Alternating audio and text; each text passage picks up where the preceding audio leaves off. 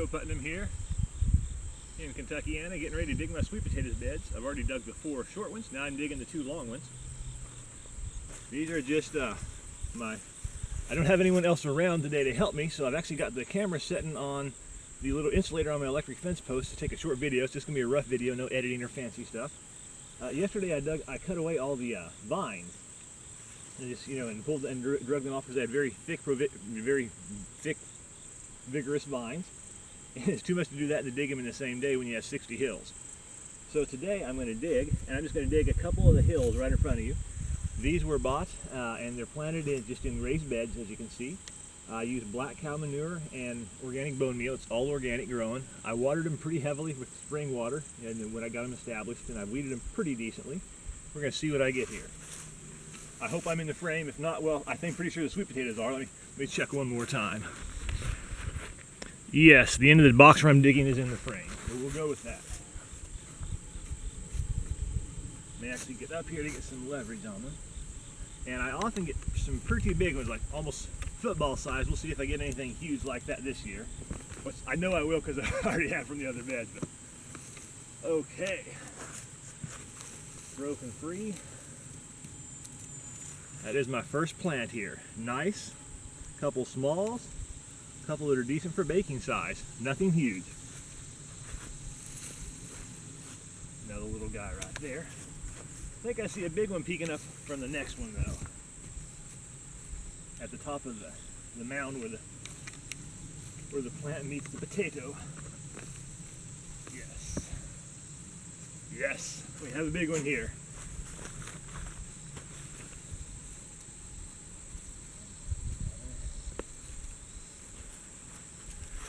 That, my friends, is a big honking sweet potato. Obviously you cannot bake those. You have to cut them up and either turn them into chunked potatoes like you would candy, or mash them. But it's just, and I actually cracked open. I don't think I hit that with my thing while I was digging with my potato fork. Let me dig just a tiny bit more here. Oh, a couple smaller ones turning up as I'm digging through them like this. You always have to go back through the loose soil, because I built a ridge in these raised beds. You put black cow brand premium manure on the bottom, 1 full bag for a 16-foot bed. Then I side dress them with bone meal before right before the vines start to run. And that usually gives me pretty good potatoes, especially here in the sunshine. And and sweet potatoes are somewhat drought resistant, but I keep them watered, especially the first week, and somewhat thereafter with water from a spring I have that comes out of the hillside. It's kind of like out of a limestone bluff here on the homestead. It's a small spring. We're going to dig one more. Well, you can see it's already starting to, if it's in the frame, you can see it's already starting to stick through the top. I hope I'm not getting too far to the left of the frame to be seen. Oh, that was a good one.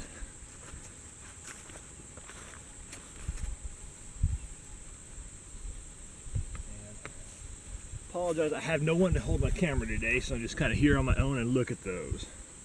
Look at these small, large, and huge sweet potato. I'm a big guy compared to my hand. That potato's still big. I'll dig just one more since we got it going. Normally from 50 plants I would hope to get at least 4 bushels worth of sweet potatoes. If weather's right and I don't have rodent damage or anything like that.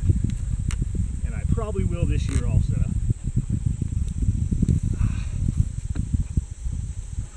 Okay. Big again. Big, big, big.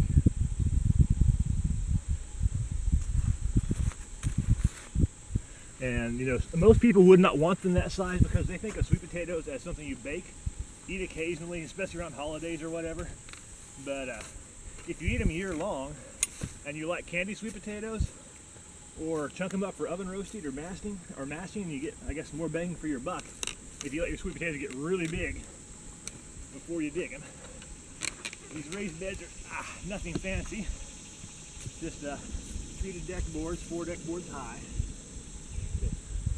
mainly to have something to hold the soil in and to keep the rabbits out. That hill was still nice, but nothing prestigious. Now, you dust the dirt off my hands. I want to show one last thing before I shut this down. Down here, I built a couple of raised beds out of concrete blocks this year as an experiment. And I didn't mortar them together, but I intermittently stacked them and filled them with concrete and rock so that they're solid. And this is the harvest I got off of 7 plants. And these were plants that I did not buy. These were plants, most of the plants I bought this year I planted this year were boughten plants. These were actually ones that I sprouted off of the sprouts off some sweet potatoes I still had in the pantry this spring. And they produced, I think they produced as easily as well as the boughten ones, with equivalent care and same soil and all that. But just, like, look at that. I mean, I weighed them before, and some of my sweet potatoes, the bigger ones, occasionally I'll get one that's maybe as much as 3 pounds. And these are, if you're wanting to bake these at Thanksgiving or whatever, they're too big. If you're wanting to chunk them up and mash them all year long, they're perfect. And I just wanted to share a little bit of my sweet potato harvest here, and I think looks like I went on for over 6 minutes here and rambled on, and that's good enough. So Joe Putnam is going to sign on out here.